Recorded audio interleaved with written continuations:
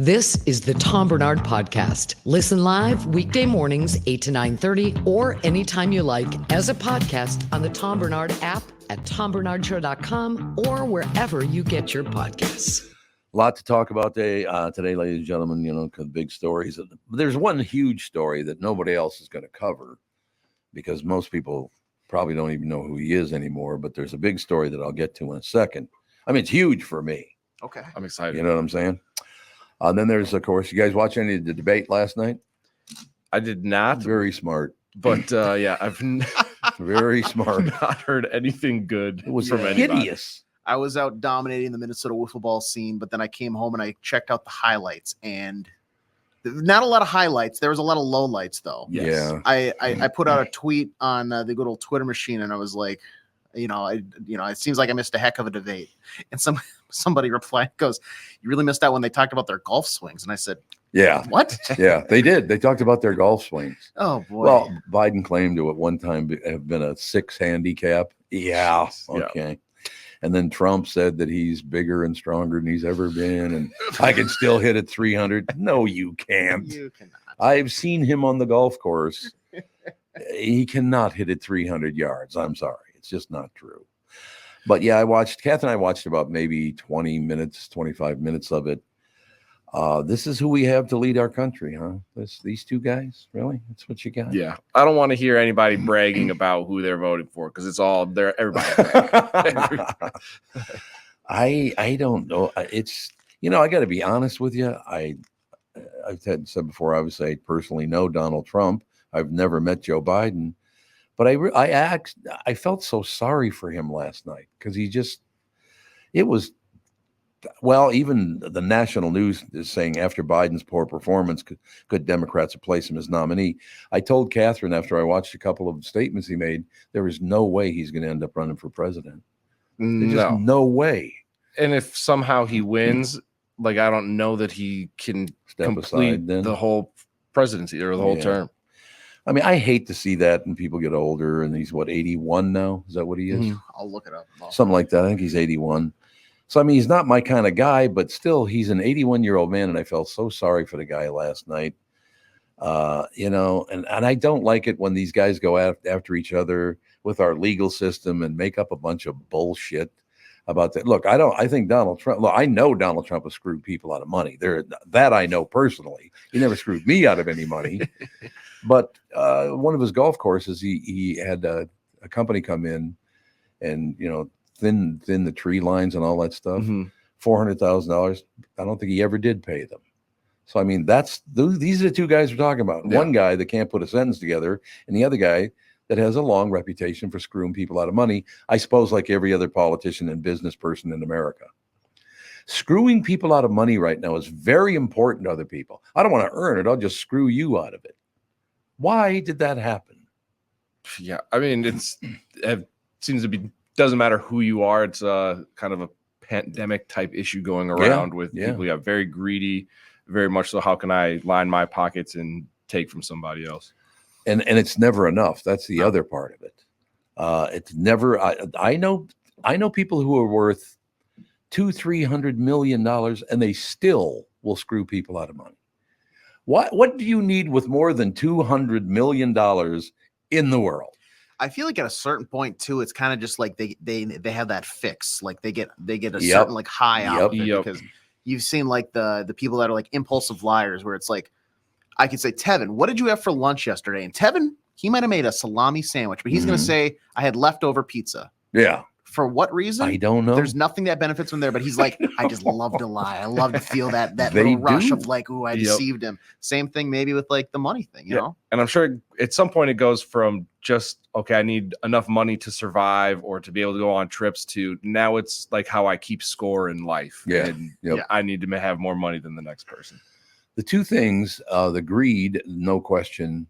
And I don't know if our school system did this or we just tolerated it and it built bigger and bigger and bigger. People believe what they want to believe and then are convinced that it's absolutely true, even if they know it's a lie. Even they think they're telling the truth. I mean, it's just disgusting. And that's on all sides. I still think The only way this country is going to continue on is if we move toward the middle and actually try to work together. Gee, why would you want to do that? That seems like somebody's going to get hurt doing that, Tom. Sounds like a lot of effort. A lot of effort. A lot of time.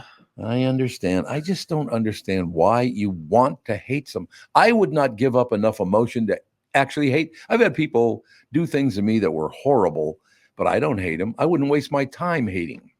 You know what I mean? It only hurts me as much as it hurt. They already hurt me. You know, I don't want to add to my own misery by being pissed off about this. You try to correct it. I mean, there are a couple of people right now, and I don't mean I'm going after them legally, but I cannot deal with them unless I have a lawyer do it for me. Now that's, gets spendy, so not everybody can do that. But I literally would not waste a minute of my time. There are people I don't like, but I wouldn't waste any time hating them. And that's a lesson we should be teaching our children. Don't even waste your time on hating anybody. Just don't go around them. Don't listen to them.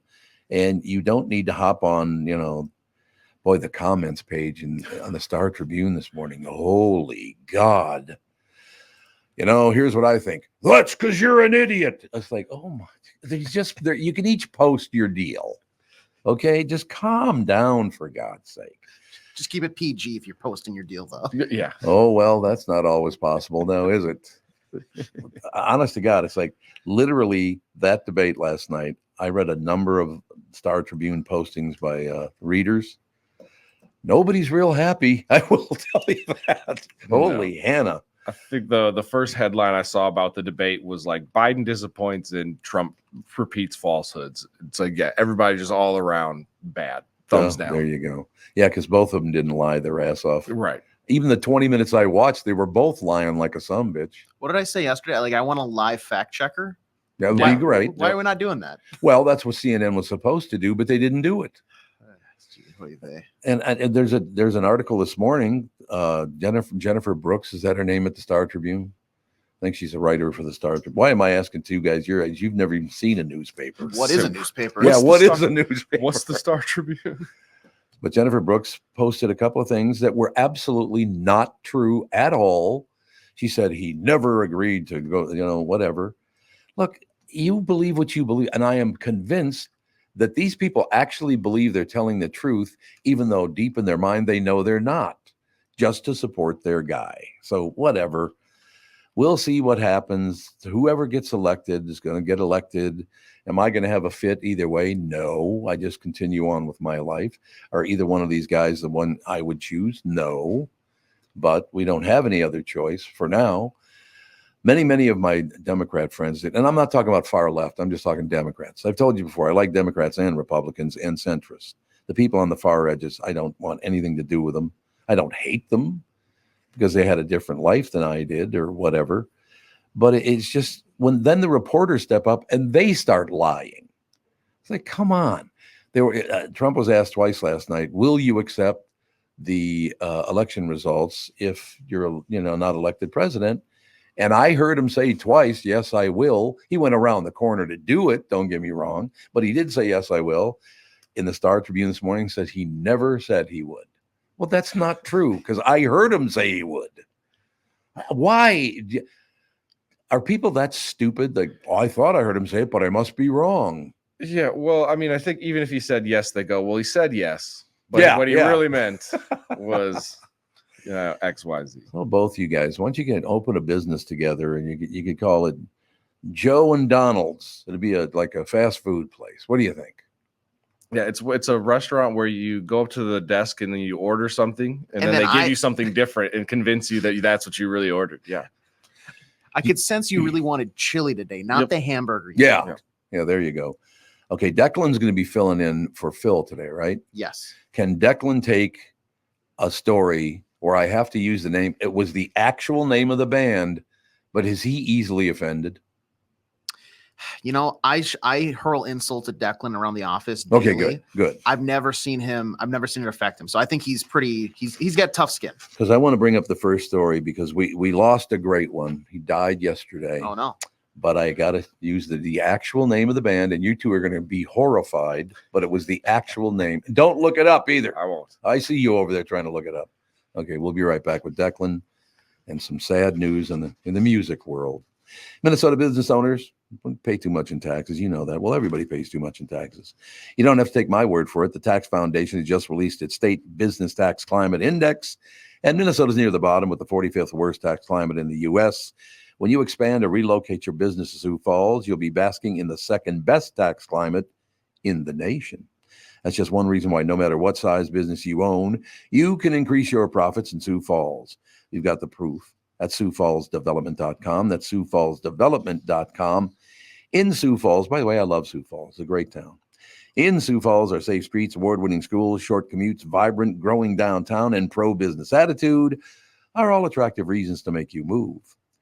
Seriously, you got to make your move. And we've got a motivated workforce that's ready to help your business grow, which is very important.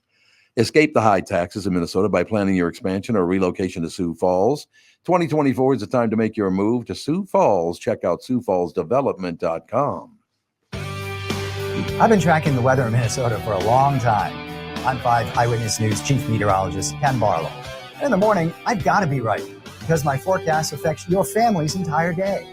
And in the evening, you can count on my friend, Ren. That's right, Ken. I'm 5 Eyewitness News Evening Meteorologist Ren Claire. And as a Minnesotan, I know our weather can be tricky. Throughout the day and into the night, I've got you covered with an accurate forecast to help keep your family safe and ready for any weather.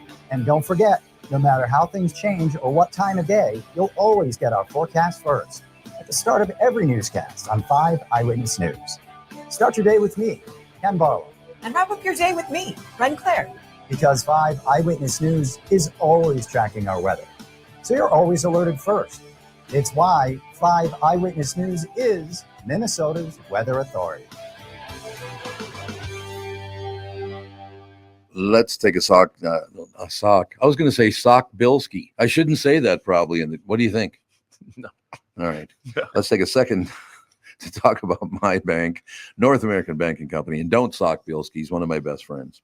You've heard me talking about them for a long time now. When they opened in 1998, they made a promise to deliver a better banking experience for their customers, where you know your banker and they know you. Well, a lot has changed since 1998. This commitment to being a true community bank in the Twin Cities has not. So if you're looking for a better banking experience, why not bank with my friends at North American Banking Company? Go to nabankco.com. Stop by any one of their Twin Cities locations. There are 6 of them, as a matter of fact. Member FDIC, equal housing lender. This is the Tom Barnard Podcast. Okay, now I have to do a very professional job on this. Okay, you ready? SKOR North's Declan Goff is brought to you by North American Banking Company. Go to nabankco.com to learn more. Member FDIC, equal housing lender. There's your intro. Appreciate it. I love that. That sounds good. We'll I'll tell Dan Seaman to include that part into my next contract. That entire job title with my actual title. I like the sound of that. I like it. Look at that. Brought to you by North American Bank. You know, you should get to know Bilski. He's a good guy. All right, so here's the deal. I got their second sad thing happened. How old are you, Declan? I am 31. 31 years old. Did you watch a debate at all last night? I caught about 3 minutes of it before I tapped out. A couple buffoons up there just making, I'm at this impasse, Tom, where I'm watching 2 buffoons just kind of mumble and get their way around a point. But then here, Mackie, Judd, and I are, kind of doing the same thing in a different light. Exactly. Right? Like, us 3 are just, talking about J.J. McCarthy and Sam Darnold as if, they're going to save the planet. But here we are trying to talk ourselves and our audience into them being the saviors. So I guess I can't point the fingers too much at either one of those guys on stage when I'm also doing a similar thing in the sports world. I suppose that is true. I mean, we are used to be in radio, now in podcasting. I mean, we're the scum of the earth. Let's be honest. Right? Yes, we are. Okay, big thing happened to me yesterday because I actually met the guy a couple of times, had him on my show a couple of times. You guys might not even know who he is, but I'll say this to you that I already talked to AJ and Tevin about this. And Declan, I got to warn you up front. What I'm about to say was the real name of his band. So when you recoil in horror, understand it was a different climate in those days, and he was supporting his people by making fun of them. Okay. Okay. Kinky Friedman died yesterday. You guys ever know who Kinky Friedman is? No. He was a nice Jewish boy in Texas who, even though he was a nice Jewish boy, he was in Texas and wanted to start a country band. Oh. A country band. He was very, very successful, very, very fun stuff. Mm-hmm. Like he'd once released a song called Jews for Jesus. That's where that all came from. It wasn't true, but he thought he'd try to include everyone, right? Okay. Kinky Friedman, and here's Jews for Jesus. That's one of those deals. But here's my favorite part, because I read the story about his death. I loved Kinky Friedman, had a great sense of humor, exposed himself and what he was to the world, had nothing to hide, and therefore he actually put out albums, I believe, and you can look this up. I think the albums actually had the full name of the band on there. Nice Jewish boy from Texas, country western band. The name of his band, ladies and gentlemen, for real, was Kinky Friedman and the Texas Jew Boys. That was the real name of his band. And I remember when I first saw it, like probably in the 60s, maybe 70s. I think it was the 60s though. But I went, what? That's the name of your. But what he wanted to do was bring people closer together by making fun of himself. Instead of hating everyone else, he turned it inward and went, hey, I can make fun of myself. I don't think the use of Jew boy was ever a compliment to anyone or nice to anyone. So he burned that thing to the ground. Yeah, it's like taking ownership. You got the same. There's something in this air in here. There is. I've been coughing all week too, man. I hear you, Tevin. Dying over here. Taking ownership of the word. Yeah. So that's exactly right. Good for Mr. Kinky. And he wanted to distinguish himself from the boys over in, like Missouri and Idaho and wherever else. Yeah. Really claim stake to that Jewish community in Texas. Could you see if you can find Jews for Jesus by Kinky Friedman, the Texas Jew Boys? It was a very good band, very funny band. And I admired him because, again, he exposed himself to try to get rid of a problem. People calling Jews different names, like everybody goes through it. Can you imagine SNL, like whoever the Saturday Night Live host is, just introducing that as now playing at 10 o'clock? Yeah, I can coming see that up next. Oh, yeah, God. that's probably not going to happen on Saturday Night Live, is it? I don't know if maybe this is the song you're thinking about, but it looks like he had a song called "They Ain't Making Jews Like Jesus Anymore." That was a big hit. Very good. I'm glad you found it because that was a big. You could play that one instead of the other one. Now, what's the name of the band on the? Do they have it on there? They all just say Kinky Friedman, so they must have annexed the last part of it. How any luck finding it there, AJ? Think so? Little applause. That's Saturday Night Live, actually. Well, there you go. Yeah, that's SNL. Let me investigate a little further because it looks like there's a guy on the stage, but it doesn't sound like the sounds matched up at all. Talking religion and politics for all the world to hear. They ought to send you back to Russia, boy, or New York City one. You just want to doodle a Christian girl and you kill God's only son. I said, has it occurred to you, nerd, that that's not very nice? We Jews believe it was Santa Claus that killed Jesus Christ. Oh, that's amazing. Good Lord. Phenomenal. You got to listen to Kinky Friedman. He was brilliant in trying to get rid of all of this. Oh, we don't support each other and we don't celebrate each other's holidays and we don't do this. He was trying to bring everybody together by exposing himself 100%. Is he like the Weird Al Yankovic of country music? I think Weird Al kind of followed him is what happened. Yeah. I mean, that's a perfect Santa Claus killed Jesus. Did you know that, Declan? Santa Claus killed Jesus? Oh, is that what happened? I remember being devastated as a 13-year-old once I realized what happened. And I guess that's what happened. My mom told me something different. So I guess that's exactly. Oh, wow. But I will tell you, getting up and seeing that this morning, that Kinky Friedman had died. I think it was like 86 years old, something like that. But I was sad to hear that because he is the guy that threw himself under the bus to try to bring people together. And I admired that to no end. I loved it. I thought he did a great service. And of course, he never got much exposure. But he was on Saturday Night Live, wasn't he? Kinky Friedman? Yeah, I think, but I don't remember. Maybe not. I was being cheeky. I want to hear that introduction if that's the case. I think he actually was, but they might have deleted it by now. Yeah, no. Yeah, I don't think so. Wait a minute. He might have been on there with Steve Martin. Yeah, he was. There we go. Steve Martin was the one. Come on. Come on. And the musical guest is Kinky Friedman. But not. Looks like it aired October 23rd, 1976. There you go. Okay. So it was, late 60s and then the 70s.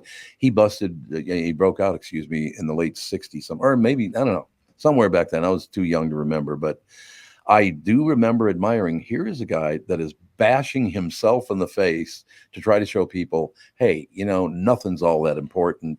Let's work together. Let's hang out together. We'll do whatever. I loved him for that. Kinky, I'm really sorry to hear that you're dead, man, because you were a terrific talent and you actually cared about people enough to throw yourself under the bus, which I loved. I thought it was fantastic. That's why I've always been a big Dave Chappelle fan. I've seen Dave live, I think 3 times now in the last few years. And obviously I watched all of his shows and stand-up stuff going up. But for the people that think that, he's targeting us, like are you listening to what he is saying? Absolutely. And I think that's what almost infuriates me more. And by the way, it only fuels Dave's repertoire and fire and material to the 100th degree. If you're actually listening to what he is saying, he is not targeting you at all. He's making fun of every single person that's up there. Every single person. He's not targeting you at all. There's no question about it. Richard Pryor, when I was my early 20s, maybe even late teens at that time, I remember buying his first album, and I can't tell you the name of the album because following Kinky Friedman, Jew Boys, his first album that he released nationally had, you see what his first album's called there, Devin? Oh, yeah, I know what his first album's called. Yeah. No, none of you guys can say it. He used the big N on his first at least 3 or 4 albums. Super Big N was one of them. That Big N is Crazy was another one of them. And what was the third one? There was a third one too. Ooh, I'm not sure what his third one was. There was a third one with the big N. Yes, there's an N in it though. Yeah. But I'm telling you, once again, I fell in love with Richard Pryor immediately because he just exposed himself to the world and said, hey, I'm going to say the word so many times, you're going to get sick of saying it, so you'll stop saying it. I love geniuses like that. These men are both very, very bright people. There are many, many more out there, but it is all true. You notice I'm avoiding talking about the Twins this morning, Declan. I don't know if they won yesterday or not. It was a day game, correct? Yep, they did. They did win yesterday. Wonderful. They piled on some runs. David Festa, their top pitching prospect, got called up. He's called. They nicknamed him the Slim Reaper. Tom. He is the Slim Reaper. Okay. Now I'm about 5'9", 5'10" on my best day, and I don't weigh too much, as you can probably guess, and as you know. This guy is named the Slim Reaper because he's 6'6" and 150-60 pounds soaking wet. 150 pounds of 6'6"? Yes, perfect example of he gives me hope that guys who have the arm dexterity of I one day maybe throw a baseball 95 miles an hour, right? I love it. Those are the type of guys that I love to see. Not the big athletic that are in the gym and hitting the weights. No, I like to see either the scrawny guys or the big fat guys that can take that ball and throw it 95 miles an hour. I think you're probably right. It's not a bad plan. No question. By coincidence, there are so many coincidences in life. You're talking about a guy 6'6", weighs $150. We went and bought a couch and a coffee table there's an area upstairs. It's a loft. It's not really a room. You go up a circular staircase to a loft, and that's where we're going to put the TV up there. Okay. Right? Or we did put the TV up there.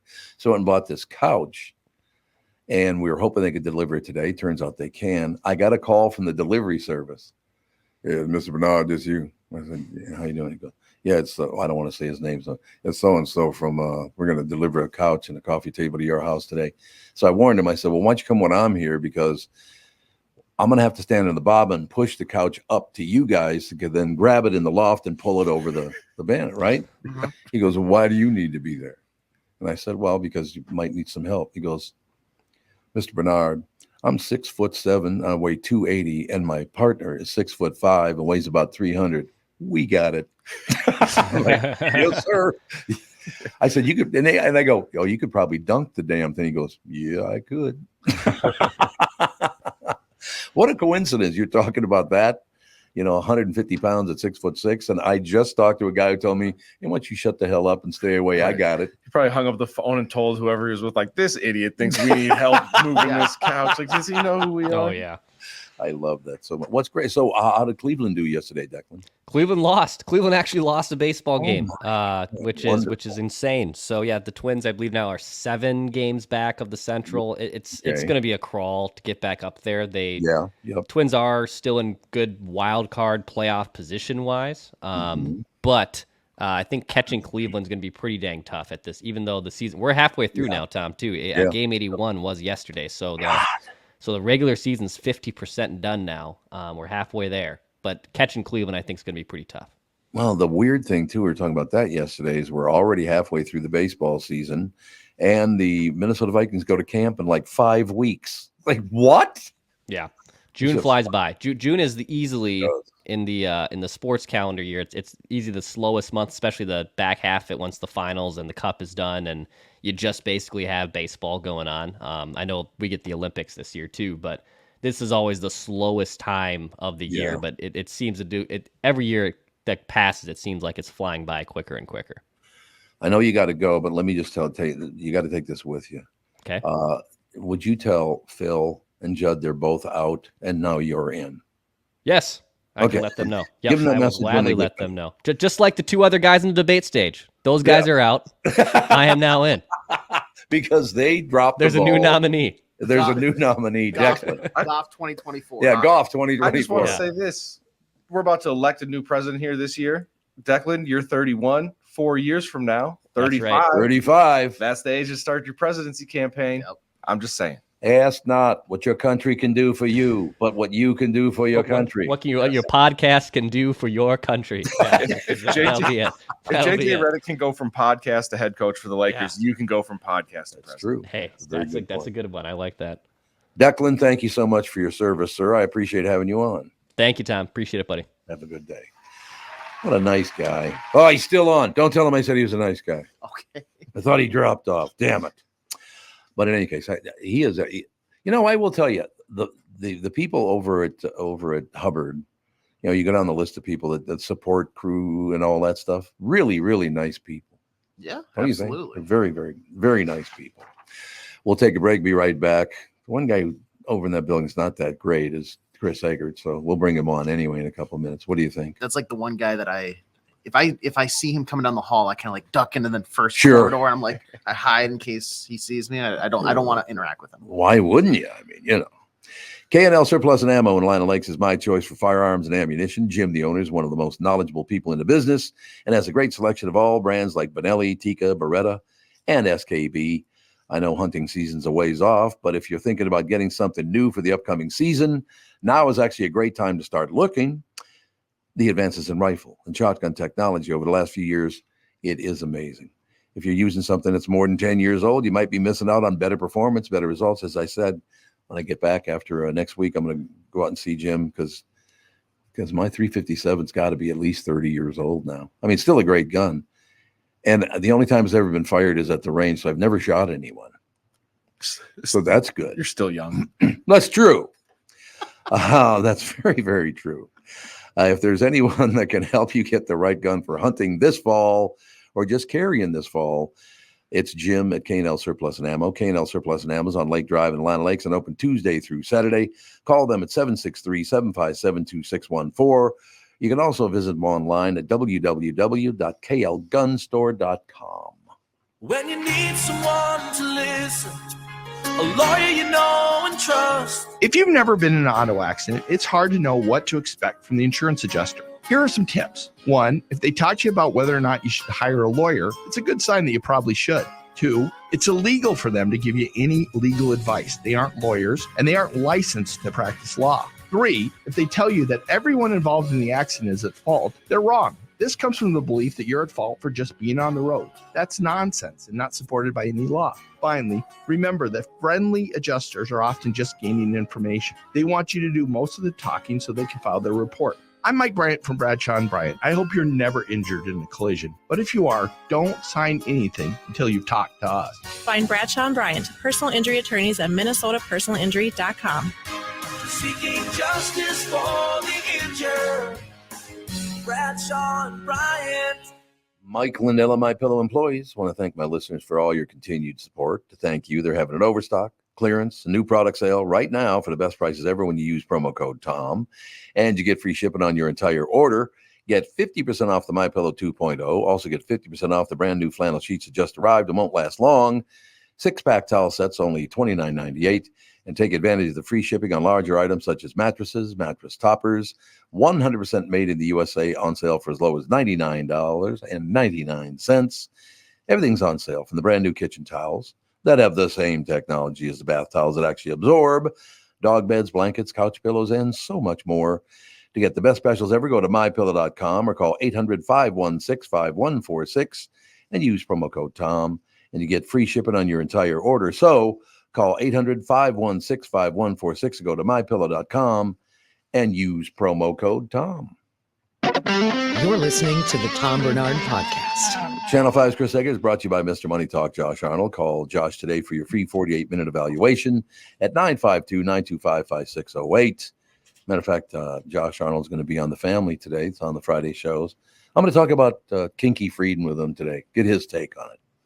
Nice Jewish boy like Josh Arnold. What do you think? He's probably jamming out to him back in the day. I would think so. Yeah. If he's got any, personality at all. You should ask him, Tommy, if either one of the presidential candidates has actually come forward with any solid, tangible economic plans to put more money in people's paychecks. Because if someone were to do that, I don't even know what the hell happened last night, but if somebody were to make that was the one thing that they didn't really talk about last night. And I still feel like if somebody could come forward and go XYZ, I'm going to give you, at the end of the day, you're going to have more money. That person wins hands down. I don't care if it's Trump. I don't care if it's Biden, or if it's somebody they pick for Biden because they don't want to run him now, like whatever it might be. Yeah, there's a lot of talk on them not running him. Anybody have any idea who they would run? Any ideas of maybe 2-3 people they could move into that spot? Well, I don't know. Who would that be? Gavin Newsom, California governor, has always been the one that sort of is, the next generation. I've read Hillary Clinton. I've read Michelle Obama, who apparently has no interest in doing it. Mm-hmm.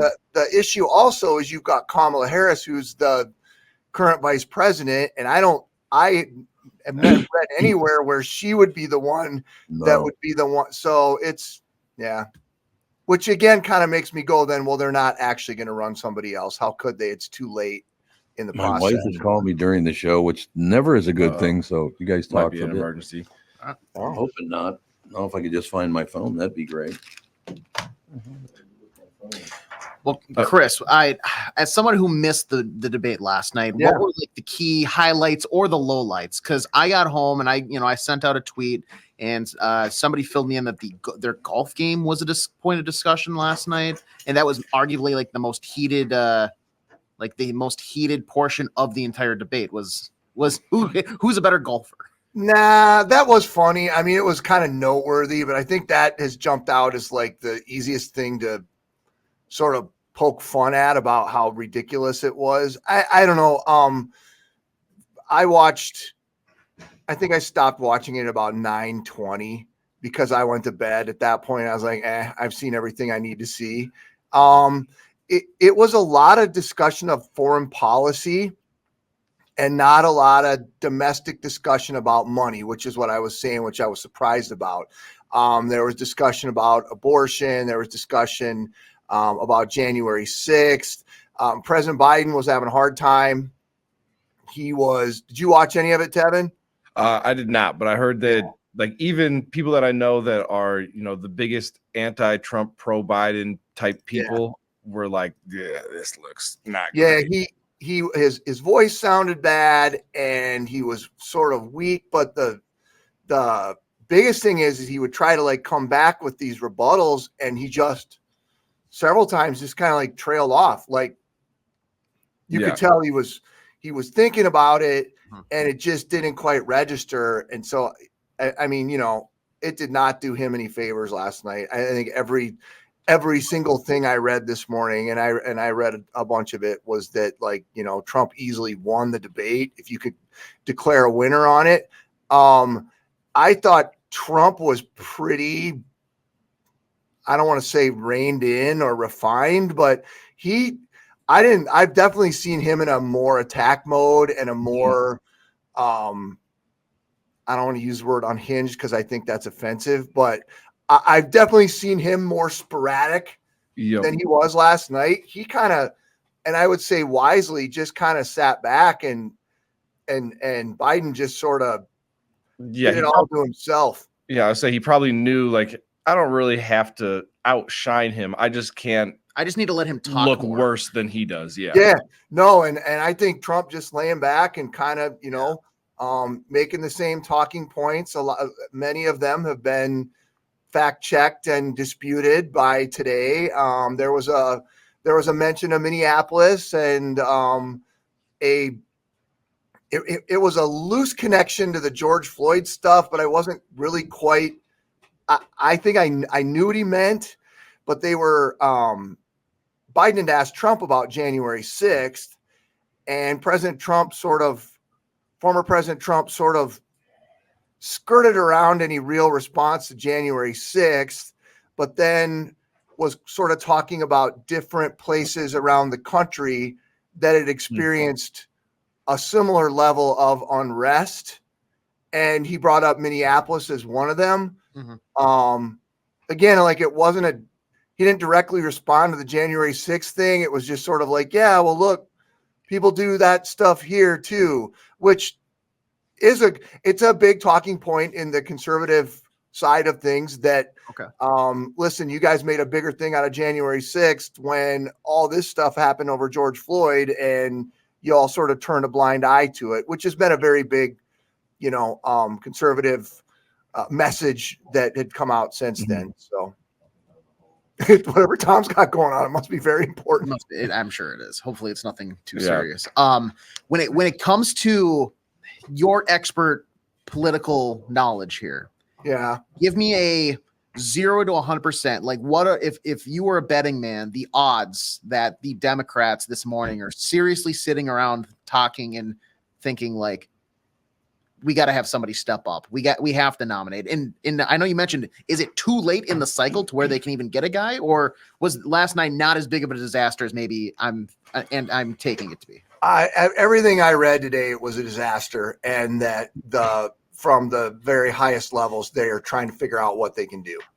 So you guys talking about the performance on this show was a disaster. Yeah, and by the highest levels, I mean Dan Seaman, and Dan said that Tom has got to go. Yeah, absolutely. But they are just trying to figure out who will be the person to replace him. I could see it. So I don't know, AJ. Yes, to answer your question, it sounds like there's a lot of discussion about it, but I don't know what the practicality is of that when it comes right down to it. Because then you've got to get somebody else's name on the ballots in these different states. Right. It's very, very, very complex. Yeah. And I'm sure there's a lot of people that would be hesitant to want to fill in at such a late date because they're like, now I'm really behind. You're setting me up to lose. Yeah, I suppose that is probably true, isn't it? Yeah. Do yourself one favor. If you're doing a morning show and you're moving from one place to another, and it's going to take about a month to do it, expect to be getting calls from your wife going, where are they? Because they're delivering furniture today. And it's what has it been 2 days this week that's happened? Yeah, I think so. Yeah. It's unbelievable. It's like, okay. And the great thing about it is Calvin is his name. Like he just called me, said, we're down at the front door. I said, honey, you better go let him in. I'm just telling you. Calvin's going to be there delivering a couch. We bought a couch. And you know what? We bought a couch that's very kid friendly because they're going to be ones up in that loft watching TV all the time. So it's going to be, they even have a coffee table that they can't break. Oh, look at them. It's made of metal. It's not made of wood. So they can't break it. You need to get some of that vinyl on that couch, old school. Yeah. It's covered in vinyl. So one of those plastic covers. Throw over them. Yeah. I had a friend whose every bit of furniture in their house was covered by plastic. I will never forget. So we're not going to let these kids ruin this. As soon as they move out, we'll take the plastic off. I'll never forget that. Hey, that's comfortable. Got a little ass sweat going on, but other listen, moisture wicking. It's good. Moisture wicking. So what'd you guys decide on the debate that it was a complete disaster? Yeah, pretty much. Yeah. I'm not looking forward to the next one. It's what it sounds like. Yeah. Or yeah, I guess. Well, the next round of debates, like in the next one, we'll obviously not have at least one of these guys. So okay, I know you got to go, so we'll close with this. What if today Chris Egert gets a call? Chris, we're going to put you on the ballot. There'd be way too many disqualifying things. That would... Too much. You'd be a good president, wouldn't it? You know who will be a great president? Did you guys watch the Amazon released a movie about the Blue Angels? Oh yes, I did. It's so good. And the guy who was the chief of the Blue Angels, it's about this guy and their last year as being the Blue Angels because they cycle through every 2 years. Mm-hmm. I think his nickname was Boss. That's who they call the guy that is the chief of the dude. That guy, Boss. He's like a high-level military guy. He's physically amazing. He seems intellectually brilliant. He's a leader. Guy knew what he was doing. If he can fly and lead the Blue Angels to do all the crap that they do, like that guy could be the president. I was watching it with my parents and my wife, and I'm like, why isn't that guy the president? Like, I want that guy to be the president. We just had him on the show. What, about a week or two ago? We had the director of that, Paul Crowder. We had him Paul on. Crowder. Oh, you did? Oh, yeah, cool. He was a great interview. Great guy. Really good. Yeah, it was much good. nicer than you. But man, I didn't mean to say that. That's just kind of that doesn't take much. It just kind of popped out. I'm sorry. I shouldn't have said that. Okay. All right, Palomino, get off your ass and get to work. Hey, have a good week next week. I'll be working all week. I mean, unlike the last couple of weeks when you took about half the time off. Stop it. Stop it. That shirt makes it look like you're ready for vacation. Yeah, every day's a Friday when you work with your best friends, AJ. Every time somebody wears a shirt like that, I think of Gilligan. Right. You're all I headed look out like to the Pat island. Evans from Carol Evan. Oh, okay. There you go. Remember Pat? Sure. I feel like I got Pat Evans vibe today. That's it. You got it all covered. No question. Yep. At least you don't have that other Bill Lund guy's vibe. That's good. Okay, I'll release the hounds. I'm not hearing you guys very well. I better get going. All right, talk to you later. Thanks, pal. Channel 5's Chris Egert is brought to you by Mr. Money Talk, Josh Arnold. Call Josh today for your free 48-minute evaluation at 952-925-5608. Yeah, what the hell's going on with all these news anchors now? What is that all about? Hopefully, Chris takes his own path. Yeah. Oh, Chris is what I'll say. Don't tell him I said this, but he's one of the best guys I know. Just a great guy. Yeah, he is. Unlike Bob Sansevere, who's up next. But, Sandy, you think he'll be really Italian today or just a little Italian? I'd say about the normal amount. I have a 2-year-old grandson, Ethan, and he started speaking, I don't know, a few months ago. But his phrasing, for some reason, I don't know where he got it, but he sounds like he's Italian. Baba, give me a cup. Give me more Oreos. The more Oreos. And he puts an at the end of everything. Amazing. Where's Nana? There's already an at the end of Nana. You don't have to put another at the end of it. But yeah, he literally sounds like he's Italian. It's like, I don't know where the hell that came from. But we'll find out from an Italian named Bob Sansevere next. Hi, Tom Barnard here for Livia Weight Control Centers. Now's the time to get a jump on summer. You could lose up to 20 pounds or more in your first 8 weeks. I lost, how much did I lose? Like 35 pounds in the first 8 weeks? It was unbelievable. They did a great job. When you join Livia, you'll receive a personalized and doctor-recommended program tailored to your unique needs, goals, and lifestyle. Livia's amazing team of registered dietitians and nutritionists will give you a great service. They'll guide you every step of the way. Join Livia today and get your first 8 weeks free. I popped on the scale with them yesterday. One thing that's interesting about it, I weighed in at 227 yesterday. And then you go to the office at like midday, and so you've been drinking. I didn't eat anything, but I'd been drinking fluids all day. And I was wearing a sweatshirt. You know that sweatshirts weigh like 2 pounds? Yeah. I didn't know that. Oh, yeah. Especially nowadays, that's the thing that everybody goes for is the big comfy ones. Yeah, so 227 is what I weighed at home. I get on a scale over there after just drinking water, and I weighed 230. It's like, what? So water and a sweatshirt puts on 3 pounds. So be a little careful with that. That's all I'm saying. So we'll be okay. Join Livia today. Get your first 8 weeks free. Visit livia.com. That's LIVEA.com, or call 855-GO-LIVIA. And Livia is now offering GLP-1 medications. They do a great job. Quiet the food noise. See accelerated results by summer. Visit livia.com or call 855-GO-LIVIA. Start your weight loss journey now and get a jump on summer the Livia way. When you go to a restaurant, you expect the chef to be an expert. You expect your auto mechanic to be an expert when it comes to fixing your car. You judge them both by the results of their work. Josh Arnold is an expert in investments and planning your financial future. Josh Arnold is my expert, and he should be yours too. I talk to Josh every week, and he understands the market and the economy, and he knows how to plan for your retirement. Don't put it off another day. The man with your plan is Josh Arnold. Call Josh now for a no-obligation 48-minute evaluation. You've got nothing to lose, and you'll have an expert planning and managing your financial future. Call Josh at 952-925-5608. That's 952-925-5608. Investment services offered by Josh Arnold Investment Consultant, LLC Security Investment Advisor. Past performance is no guarantee of future results. All investments involve risk. All comments and opinions are Josh Arnold's and do not constitute investment advice. Tom Barnard is a paid endorser. I'm here talking with my friends Michael Bilski and Brad Huckle of North American Banking Company. Guys, it seems like banking has changed quite a bit since you first opened your doors in 1998. Yes and no. In 98, we didn't have online and mobile banking like we do today. Many banking processes have also changed. One thing that hasn't changed is we still provide a true community bank experience right here in the Twin Cities. Our team takes the time to get to know our customers and their goals. This creates a relationship that is unique in banking today and one our customers appreciate. It's why we like to say, we provide a better banking experience. You're absolutely right, Brad. I've been a customer for a long time. The service your team provides is phenomenal. Thanks, Tommy. So why not bank with my banker, North American Banking Company, a better banking experience, member FDIC, equal housing lender. You're listening to the Tom Barnard Podcast. And now, ladies and gentlemen, the man who can explain why my 2-year-old grandson speaks with an Italian accent, an Italian himself, Bob Sansevere.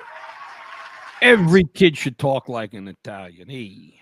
I'm not kidding you. He goes, Papa, give me a cup of coffee. I mean, where does that come from? I'll tell you exactly what it comes from. It's because Papa has watched The Godfather 1.5 million times, and the kid in the womb, and also in throughout the day since his day of birth, he has heard The Godfather talking, and he picks it up. Who's he sound the most like? Yeah. Well, it could be, honest to God, because he very clearly phrases his words. I mean, he's like, bum, ba, ba, ba, bum. So it's not like a little kid that just kind of rumbles. Tom, Baba Sansevere. I mean, that's how he would introduce you. I'll make you an offer you can't refuse. I tell you what, the kid is 2 years old, and he's about 3 feet tall and weighs about 30 pounds, for Christ's sake. He's got muscles. How does a baby get muscles? I mean, you're born with muscles, but I mean, developed muscles. Takes after his papa. Andy? Well, what they call you, Pop? What is your nickname? Bop. Bop. Hey, Bop. That was Fawn that came up with that one. Did you hear what Fawn said on the podcast the other day, by the way? Little children. Now, she was at that time, she would have been 2 or 3 years old. That's when I lived in that house in Golden Valley. Mm-hmm. And so she puts on some headphones, pops on a family podcast a couple of days ago. And she goes, I don't know if you realize this, but Bop and Nana had this house. They lived in a mansion with like 20 bedrooms. I mean, what house were you in? 20 bedrooms. I think there were 5 bedrooms in the house, but not 20. Everything seems bigger to kids. Everything is big because she was so small. Everything seemed huge to her.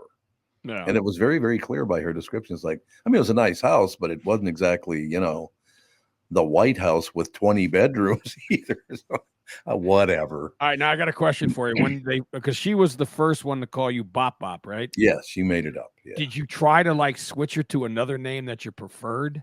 No, I think it was kind of cute. I liked it with, hey, Bop. Because I kind of like from Popeye. I like Pappy. Old Peppy. Old Peppy. I did like that from Papa. Now, You're right. There are people who have thought that I have been a grandfather to my children since they were little, but I don't have any grandchildren. Now I got to tell you a quick story, Tom. The other day I'm in Kwik Trip, right? Go in the bathroom and there's something on the floor and it looks like one of those back belt, like the kind of belt you put on if you're, for lifting or whatever it is. Yeah, sure. So I go out and I think maybe somebody's in the, in the hopper with it and they dropped it, but I wasn't going to find out. So I go out and then I see a guy, never seen an adult with one, but you see kids that do motocross, they have plastic or whatever it is to protect your chest if you're riding. Yep. Right. So he has that. And I say, I think you dropped something in the bathroom. I have everything. He's feeling around. Then he goes in the bathroom, comes back. He did say it was it. He said, thank you. And then he says this to me. And it was odd. And that he looks at me and goes, how old are you? And I said, I'm 84. He goes, well, I'm 64. He never missed a beat. Here I'm fishing for a compliment. Well, you look like you're in your 40s, maybe 50s. He just, boom. And then he starts talking about how he wanted to talk. He's proud of his dad, which is great. He wanted to tell me that his dad was in the squadron with Pappy Boyington. So I guess he wanted to know if I knew World War II, great aviator, the leader of aviators in World War II. My only regret, because I was too busy falling on the floor in the fetal position when he believed I was 84. My only regret was I didn't say, I was in Pappy's squadron too.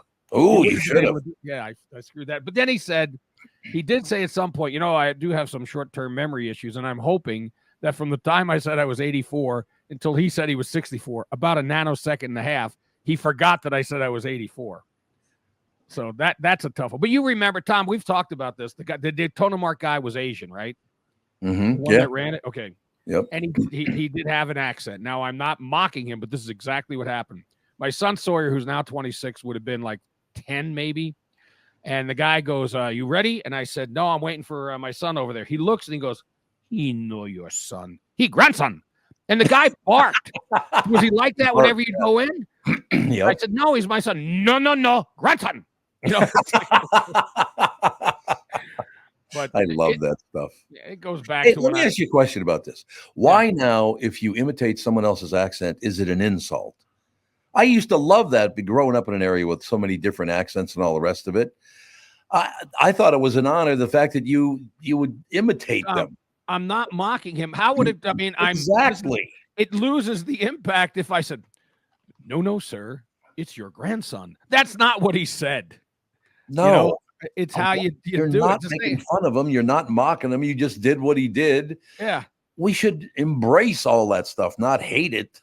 Hey, do I hate it when you're making fun of Italians and how they talk? No. Oh, you know how many people have come up to me in my life? Hey, Tom, how you doing? They try to do this impression of my voice. It's like, I don't take it as mocking. They're not mocking me. They're just having fun. Look, is it possible to have fun anymore, Bob? Is that even possible? Impossible. I don't know why that is. It's not. Kind of what you're talking about, happened in the national news yesterday. Did you see that? Is that why you brought it up? No, you're talking about the debate or a different national news? No, I'm talking about mom kicked off a United flight for misgendering employee. Oh, my God.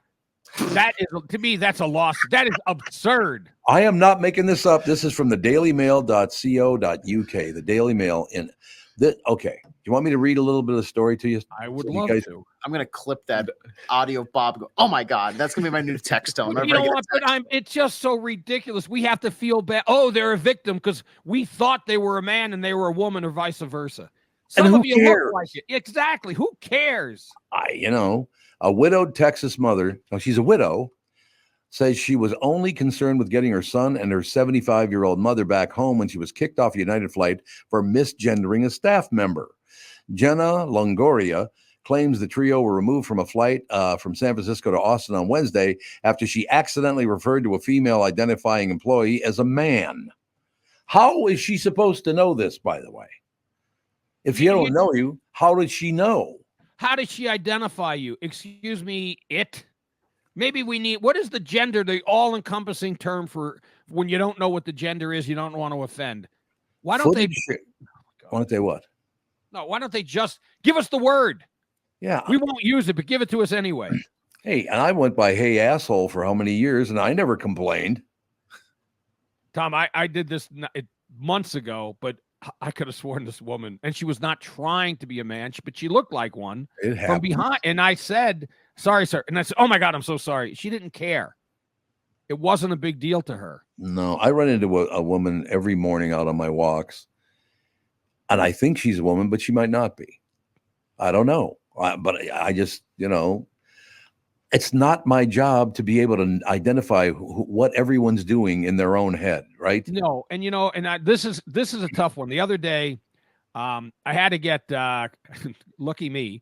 Dr. Dana Harms and I will get to be even closer. He'll have something. First time, I'm the only one in my family who's never gone to him for any work. Now I have a torn rotator and a ruptured bicep. Oh, so yeah. I'm in the office waiting to see him. And there's a homely guy who identifies as a woman starts talking to me and tries to I don't know what he was doing. And the woman, because we were in the little area where you can get a soda, their gift shop. And the woman said, I think they're just lonely. But I mean, it's not up to me to be their pal. But hey, that drink you're getting, is it going to be tasty? Oh, I bet it's. I mean, I don't care. I don't feel like talking about how. I know. Yes, it tastes good. That's why I'm getting it. But I don't want to be drawn into that because you could offend if you don't. That's the thing we have to worry about. Live your life and let me live mine. I don't want to be drawn into things that I could be then attacked for later. Well, anyway, my tirade's over. I got to be honest with you. In my life, because of the way I speak, and I guess I might have an accent or whatever. On the telephone, some people think I'm black because of the depth of my voice. Some people think I'm a Jew because of the way I speak and all the rest of it. I don't care. I'm not black and I'm not a Jew, but if you misidentify me, who gives a shit? I don't care. Just call them Stunad, and then they'll think you're Stunad. I just don't understand. Well, maybe we'll get to that story in the last segment of the show today, because she had footage of the. So it was a guy who now wants to be a woman. Is that who she misidentified? I haven't seen the story yet, so I have no idea. Okay, well, we'll get to that again. I just don't understand why everybody wants to be insulted. I don't understand that. Hey, okay, Tom, I'm going to go Italian for a second. Shut up those goddamn dogs! I know Bob's got to go here pretty soon, but Bob, I need to ask, no, I don't. Yeah, I do. Did I hear you correctly? Did you say you're 84? Yes, and I don't think I look a day over 83. No, are you serious? Are you actually 84? Okay. Oh my Kevin, God. No, I'm not going to go in there and kick his goddamn ass for me. I'll take care of it for I'd you. do it myself if I didn't have a bad wing. No, you look incredible if you are. Why don't you kiss my 84-year-old wrinkled ass, AJ? I think I just a joke or something. I'm older than Biden. Okay. By the way, I'm got to just may I say two things about the debate? Of course, absolutely.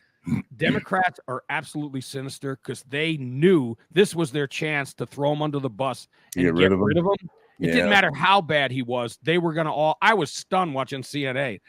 I thought I was watching Fox or Newsmax. Yeah, that's true. The way they were going after him afterward. And here's the best part of the debate to me. The most combative he got was over his golf game. Yeah, he did. I'm a 6. Very funny. Yeah, 6 and what? One hole? So who are they going to get, Bob? They don't have a lot of time. We got July, August, September, and October. The only one who could actually thrash Trump is Michelle Obama, and I don't know if she wants it. She doesn't Gavin want it. Newsom would be a disaster because when the rest of the country finds out just how bad the state of California is and some of the progressive things he's done, and bring back, I mean, Trump's probably hoping for Hillary again, and I guarantee you she's trying to work it. I wouldn't doubt it. I know it's going to be interesting to watch this whole thing. Our politics in this country have gone way over the deep end. See, here's the scary part, though. He needs to say, I want to step down. And Jill Biden, who is an enabler, will not let him do that. Yeah, I think you're probably right. I mean, your son might be going to prison. You might be losing your job. Both of these guys hit a pretty rough bump here recently. Yes, they have. But Trump's numbers, though, went up after he was convicted. No, that's right. I forgot about and that. Now they're going to just soar. The Democrats do have a quandary because they're not going to say, Kamala, we want you to run. That's not going to happen. So it'll have to be somebody from the outside. I mean, I think their best rising star is Hakeem Jeffries, the majority leader in the House. But I mean, who else? There's nobody in the Senate that's a young. Hey, he's going to be a future president. Frankly, their best shot would have been, but they ignored him, and now they're saying he's right, was Dean Phillips. Yeah, I agree with that. I like Dean Phillips. I mean, he's a local guy, I suppose that weighs heavily, but he came in and did the podcast one. He's a very pleasant guy. Well, I mean, you know what I like about him? I like the same reason I did not agree with Wellstone's policies, but I believed that he believed in what he said. And all I want is a sincere politician. Frankly, it's why I'll vote for Klobuchar too, because I don't agree with her, but I think she has a sincerity that is, maybe not completely, but I do like her better than the options on the other side. Although Royce, was it Royce White? I keep wanting to say Royce Lewis. Royce White.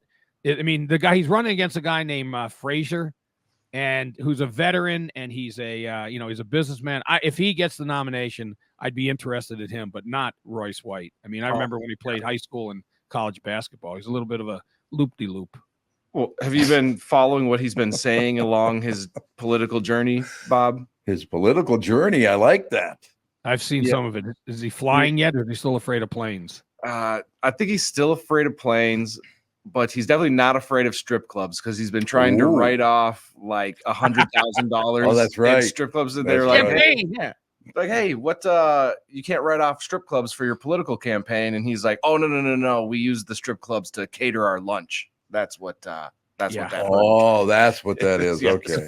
They're known for their tasty foods. Yes, we got the chicken strips from the strip. Well, it's just the entire political thing. I'll just say that if you want to get involved at the local level, run for your city council, run for your school board, because it's non-political there in many cases. But you go beyond that, and it's just you become part of the herd. That herd mentality of how to do things. Yeah, pretty much. So pretty much true. So, Bob, a brilliant report, I thought.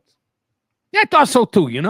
A brilliant report. Other than AJ there with the 84 cracks.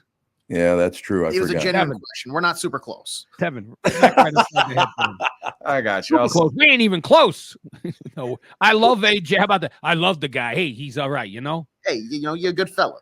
But they also, who is it? What, they love Paulie too, right? And then what did he take? 2 behind the ear? In The Godfather. You guys just reminded me of was Don Rickles sitting on the dais on the Johnny Carson show, and out of nowhere, Dean Martin just comes walking out of the curtain. Do you remember this scene? No, who was he roasting? Who was getting roasted? Do you remember? No, it wasn't roasted. He was on the Tonight Show, as I said. Oh, I'm sorry, Tonight Show. All right. You're right. He is a stiff. No, but anyway, so Don Rickles on the dais, Johnny Carson show, and all of a sudden Dean Martin walks through the curtain. Nobody knew he was going to be on. He just showed up, right?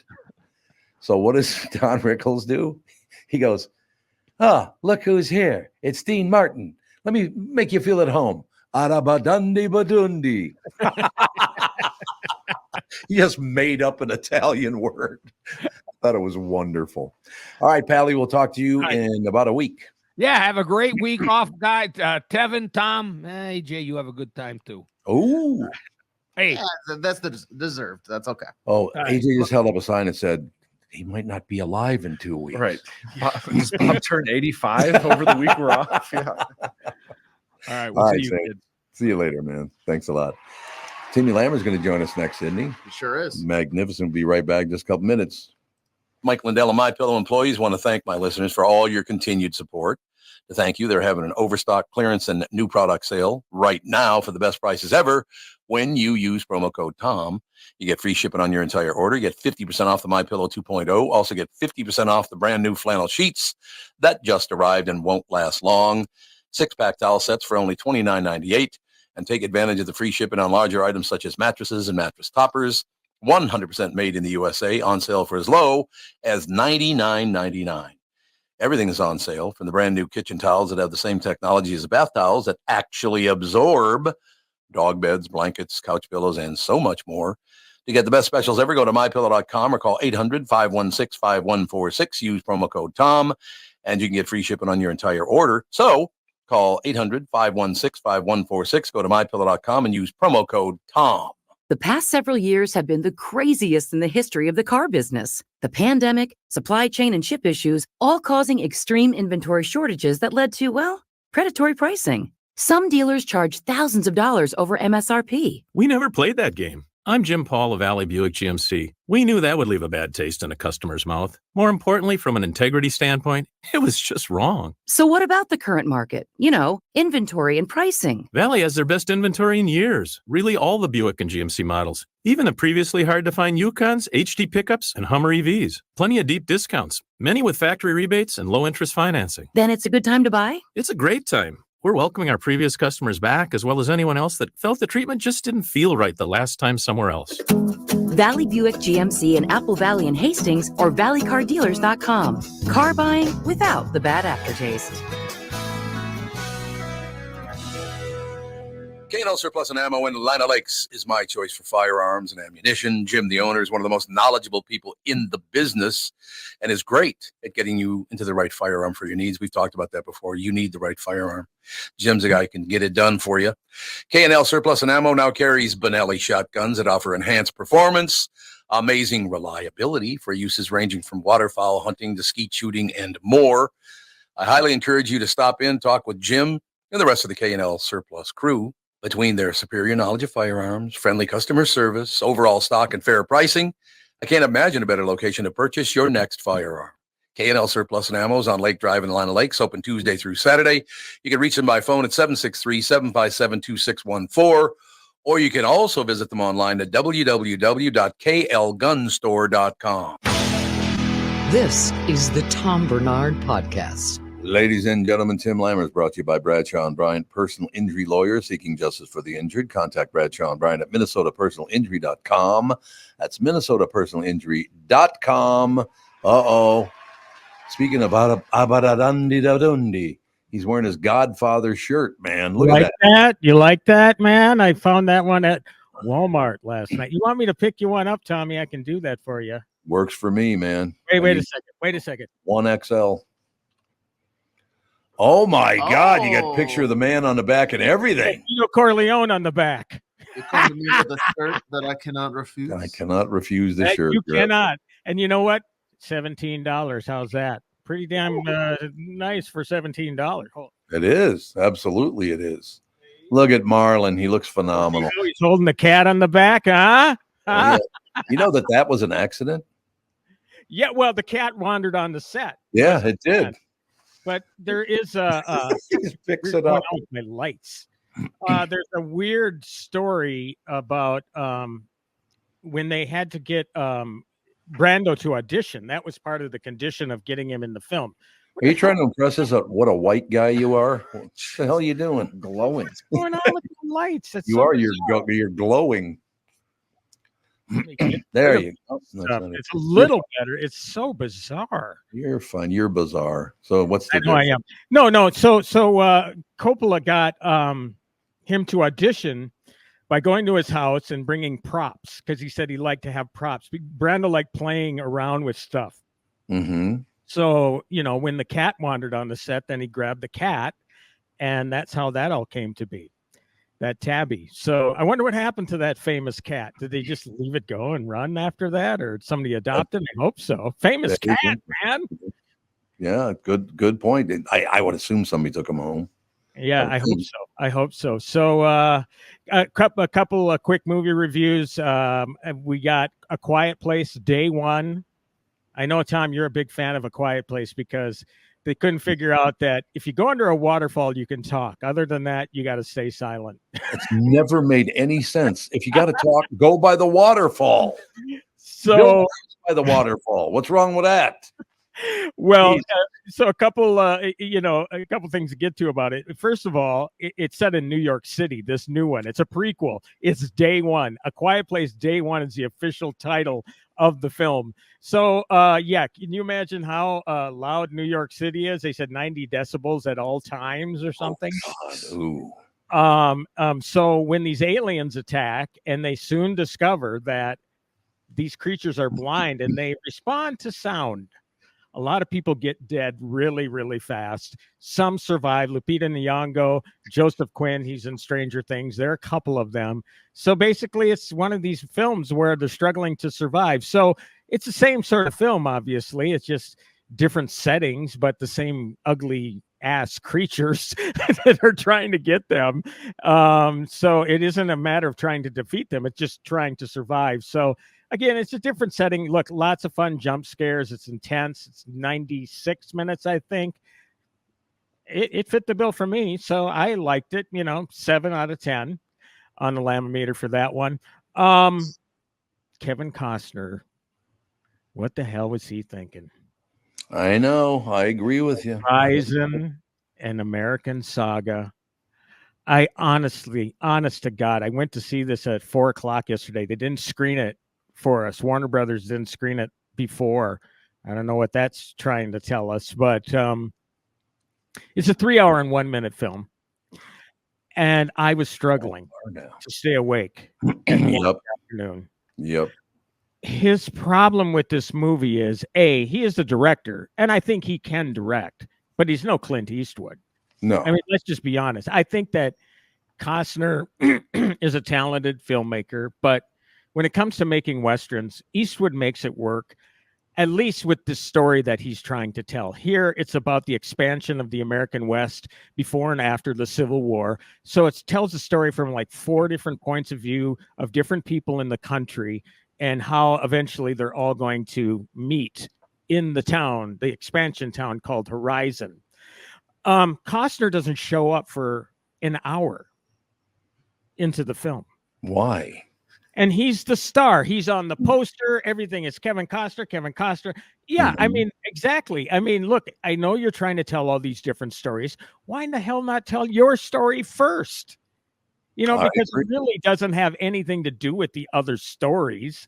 I mean, eventually these characters, their paths are all going to intertwine, but I just don't get it. I don't know what the hell he was trying to do with this movie. And this is, one time I actually do agree with the critics on this one. I mean, I think it's a disaster. I hate to say it, as much as I like him. Great guy. He's a very nice guy. He's a great guy. I've talked to him a few times, and I don't understand what he's trying to accomplish. He's setting up characters. He's for the next film, but there's no real arc in the movie. It's just that here's these group of people, here's these group of people, here's these, and then back and forth, all over the place, and nothing really eventful. I really didn't feel any intensity after the opening scene until the very end. And then, again, this is a 3-hour movie. Mm-hmm. So there really wasn't any story. It's like, okay, we see where it's going, but we're not going to see that until the next movie, which is already in the can. It's going to be August 16th. So it's one of these situations where presumably it's an ego thing. He sunk $38 million of his own money into this $100 project. Oh, God. He has 2 private investors. He's running the show. Warner Brothers is only distributing it. It's not studio money here. I think he's even covering the marketing. So it's one of these deals where nobody's going to tell him no. And when you don't have any checks and balances here, he's free to run carte blanche with whatever the hell he wants to do. And that's a huge problem. This may have worked if he would have made it into a series, because he wants to do 4 of these films. He's going to do 4 3-hour films. Whoa. I mean, okay, so there's 12 hours of content right there. It would have been better as a series. Again, but filmmakers, they don't make films to show on TV. They want to see it in the biggest presentation possible, at the risk of coherency in this case. It was just really hard for me to, again, stay awake, much less try to follow what the hell was going on, because nothing eventful was there. So, yeah, whatever. Good luck to him. It's tracking to make about $12 million, by the way. Oh. Yeah. Oh, how much did it cost to make? 100. Well, see, now this is where it's confusing. He makes it sound in interviews like 100 million overall. Oh, but I don't know, 100 million for the first 2, maybe. I don't know. It's confusing the way it's presented, because if this is $100 million picture, then he has huge ass problems. Yeah. Because he is going to lose so much money on this. And I know Kristen has talked about this too. Now, I'll let you guys get to her in a second because I know we're running late. But he mortgaged things. He sold things to get this thing done. Jeez. So he may really lose his ass on this movie.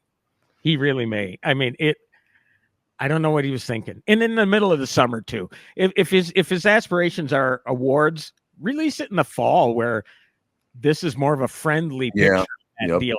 You can't compete against a Quiet Place where people want to go to the theater and lose their minds. They don't want to go to a story that meanders all over the place for 3 hours. So I don't know, man. I just hope I don't go to movies and hope for them to suck. I really don't. I wanted this to be a good movie, and now I'm praying that the second one is. So maybe he can salvage. Yeah, there you go. Yeah, I mean, nobody wants to waste their time going to movies. Nobody wants to go to movies to fall asleep, you know. So yeah, it's really too bad. It's too bad. It just does not work. And the telltale signs out of Cannes, the Cannes Film Festival where it premiered, were not good. So you could kind of see it coming, and you hope maybe just cranky critics. Well, you know, for once, I think they're kind of right. So anyway. All right, Palomino, we'll talk to you in about a week. Yeah, I understand you're off next week. So happy 4th, and we'll talk with you on the flip side. Sounds great. Thanks, Timmy. See ya. Tim Lammers brought to you by Bradshaw and Bryant, personal injury lawyers seeking justice for the injured. Contact Bradshaw and Bryant at minnesotapersonalinjury.com. It's minnesotapersonalinjury.com. Tim Lammers lied when he said Kristen Burt was going to be next because she's not. What's she doing again? She's setting up She had a 6 a.m. roll call for her new KPBS gig. And I Kristen pure bullshit? Yes. And that showed up about 9,000 times on social media. And it's pure BS that they're making her get up that early, missing our show. Yes. I agree. It's just painful, isn't it? Incredible.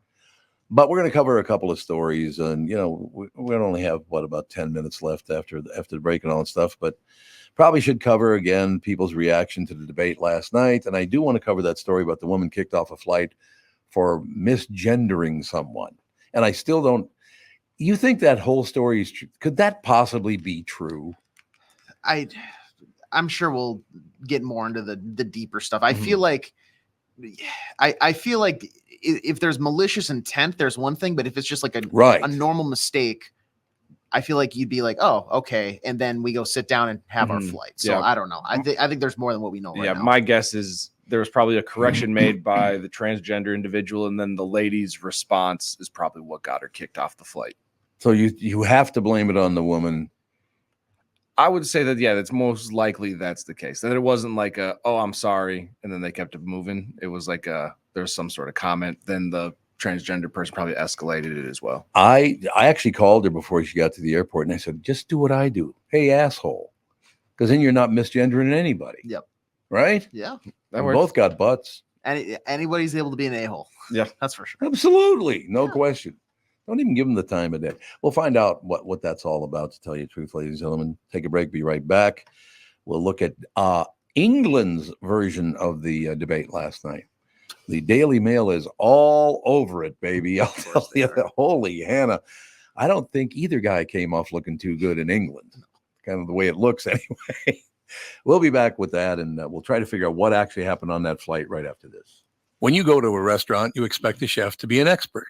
You expect your auto mechanic to be an expert when it comes to fixing your car. You judge them both by the results of their work. Josh Arnold is an expert in investments and planning your financial future. Josh Arnold is my expert, and he should be yours too. I talk to Josh every week, and he understands the market and the economy, and he knows how to plan for your retirement. Don't put it off another day. The man with your plan is Josh Arnold. Call Josh now for a no-obligation 48-minute evaluation. You've got nothing to lose, and you'll have an expert planning and managing your financial future. Call Josh at 952-925-5608. That's 952-925-5608. Investment services offered by Josh Arnold Investment Consultant, LLC Security Investment Advisor. Past performance is no guarantee of future results. All investments involve risk. All comments and opinions are Josh Arnold's and do not constitute investment advice. Tom Barnard is a paid endorser. I've been tracking the weather in Minnesota for a long time. I'm 5 Eyewitness News Chief Meteorologist Ken Barlow. And in the morning, I've got to be right because my forecast affects your family's entire day. And in the evening, you can count on my friend, Ren. That's right, Ken. I'm 5 Eyewitness News evening meteorologist Ren Claire. And as a Minnesotan, I know our weather can be tricky. Throughout the day and into the night, I've got you covered with an accurate forecast to help keep your family safe and ready for any weather. And don't forget, no matter how things change or what time of day, you'll always get our forecast first at the start of every newscast on 5 Eyewitness News. Start your day with me, Ken Barlow. And wrap up your day with me, Ren Claire. Because 5 Eyewitness News is always tracking our weather. So you're always alerted first.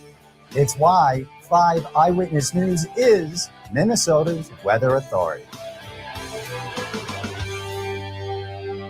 I hosted my show on the radio for 40 years. Now I host the Tom Barnard podcast. And I'll tell you, I've never seen the passion and engagement from our audience as I do now. I know we also have businesses that listen to our podcast, and it got me thinking, wouldn't it be great to help those businesses grow by telling my listeners about them? So here's the deal. If you own or handle marketing for a business, would like to have my audience buy your product or service, visit TomBarnardShow.com, keyword partner, and we'll put together an ad campaign to help your business. That's TomBarnardShow.com, keyword partner, and thank you for listening. You're listening to the Tom Barnard Podcast.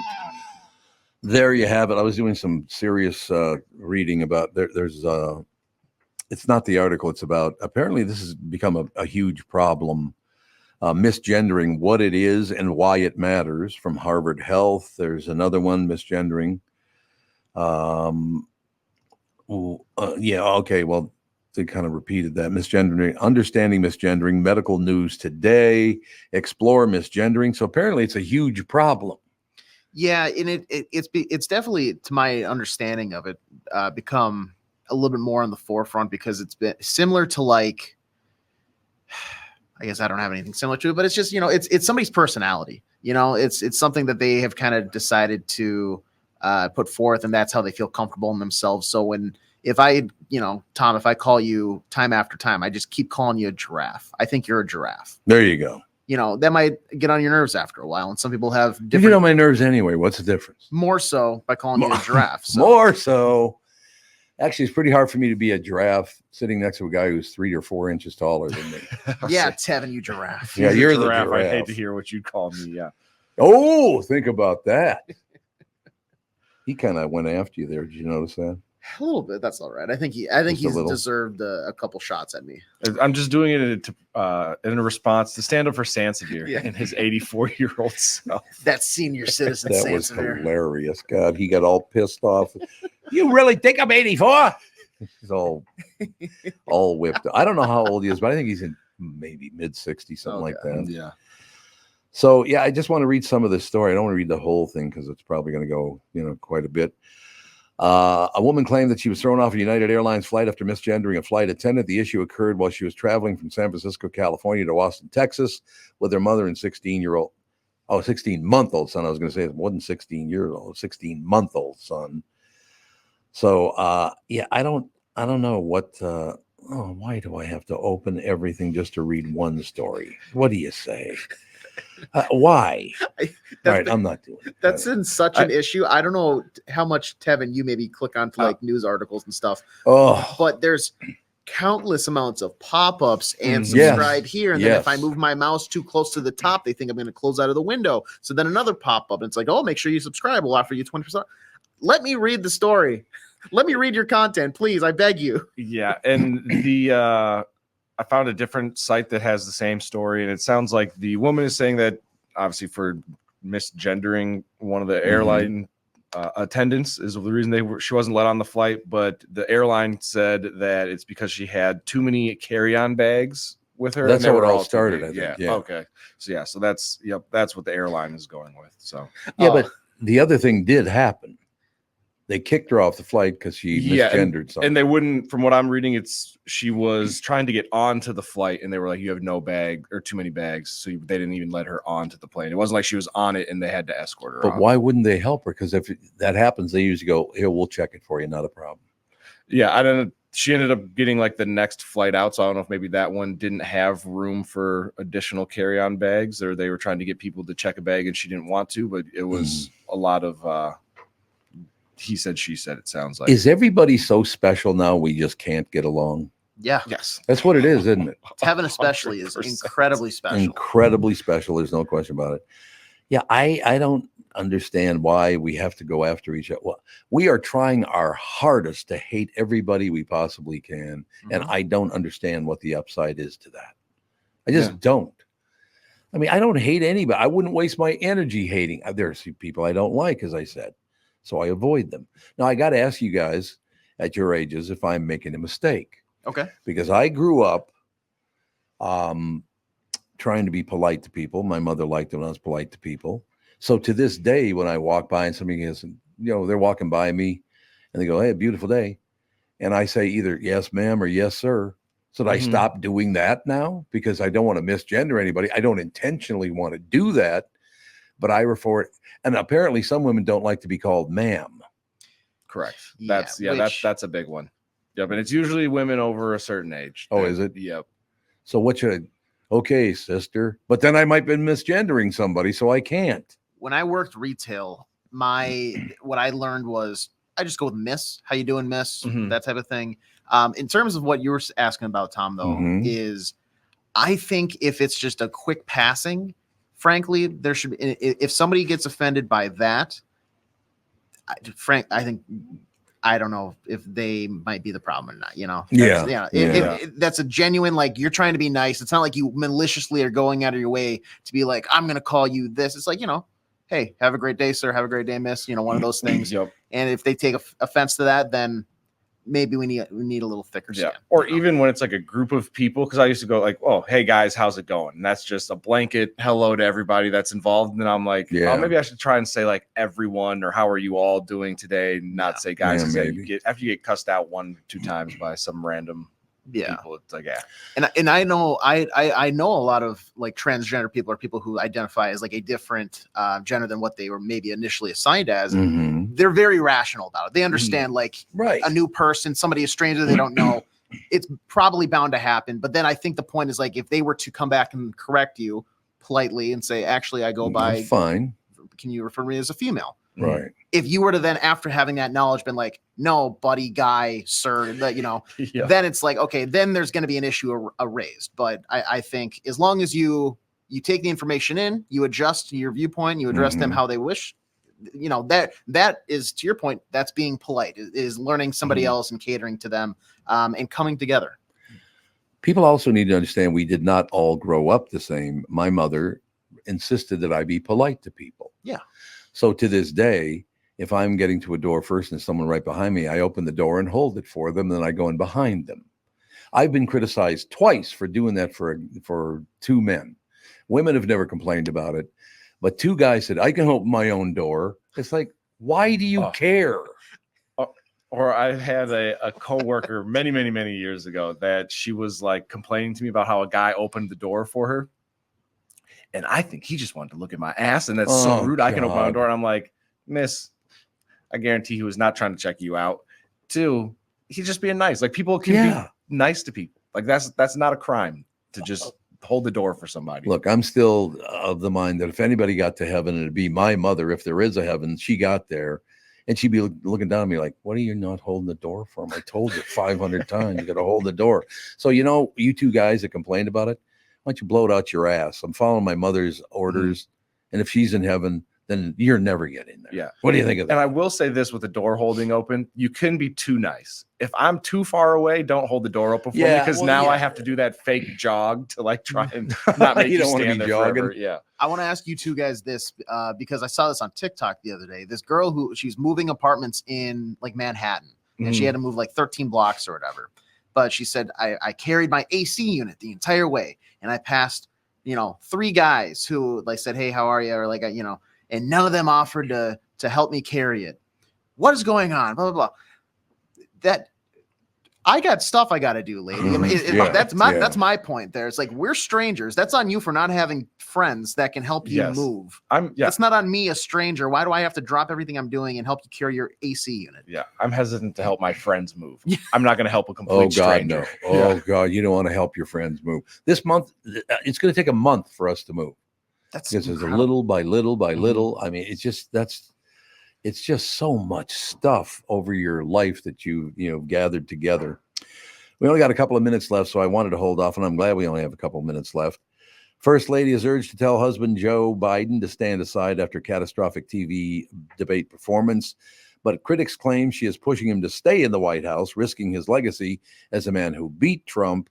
That man cannot win. Biden's excruciating Trump debate is described by Democrat donor as the worst performance in history.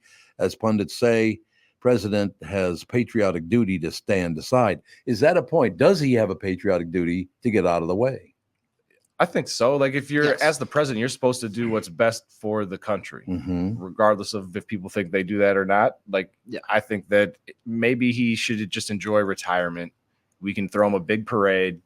Thank you for being our president for 4 years. We don't really need you to do it again. Yeah, it's just like you're not this like overseeing important being. You are the head civilian of the United States. You're still just a person at the end of the day. And what we saw last night, I think, tells the entire Democratic Party, hey, we probably need a different representative. Yeah.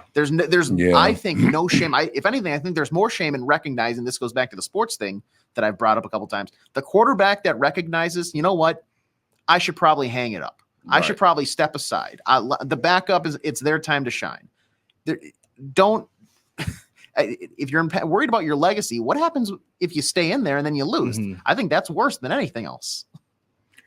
Yeah, I would have to agree with this. Okay, one more minute, so we're closing with this. This is an actual headline in the Daily Mail in England. Okay. I don't understand what word he's using here. It says, my daughters have to hear people call me an effing P and then ... So it's not prick, pussy, it's none of those. So what would a 4-letter word you call someone an effing P? I think we can say it. It's a weird, like, I think it's Pratt. Oh, Pratt is P-R-A-T? Yeah.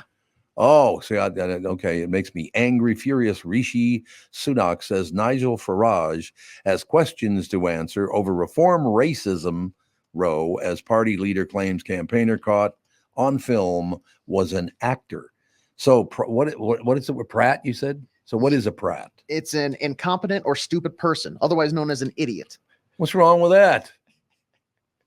That's the thing. It's a derogatory term, but it's not like a swear word. That's the only one that came to mind that I know that British people would use. So they can't even use the word Pratt in the press. They have to go P ... Maybe there's some level of professionalism over there. I don't know. Oh, you don't want that. I mean, no question about it. Did he say, but you said they use effing. Did he type out that word? No effing. E-F-F-I-N-G. Oh, okay. So there is Pratt. Okay, both you Pratts have a good week next week, and we'll go forward from there. You effing Pratts, both of you. But in any case, we'll talk to you guys a week. Have a wonderful vacation, and we'll talk to everybody a week from Monday. But we got that one more family show. Josh Arnold, Officer Dave, Andy, and me coming up in about 10-15 minutes right after this. Hey, have a good holiday, guys. You too. Thanks.